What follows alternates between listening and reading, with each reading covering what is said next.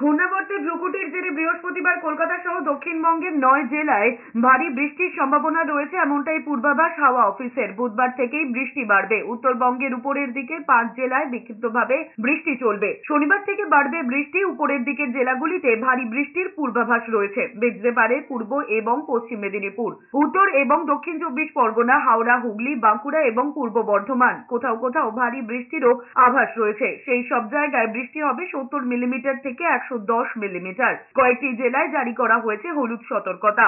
শুক্রবার আবার দক্ষিণবঙ্গের 3টি জেলা যথাক্রমে পুরুলিয়া, পশ্চিম বর্ধমান, বীরভূমে ভারী বৃষ্টির পূর্বাভাস দেওয়া হয়েছে। বৃষ্টি চলবে ঝাড়গ্রাম, বাঁকুড়া, পূর্ব বর্ধমান, মুর্শিদাবাদ, নদিয়া, কলকাতা, হাওড়া, হুগলি, উত্তর ও দক্ষিণ 24 পরগনা, পূর্ব এবং পশ্চিম মেদিনীপুরেও।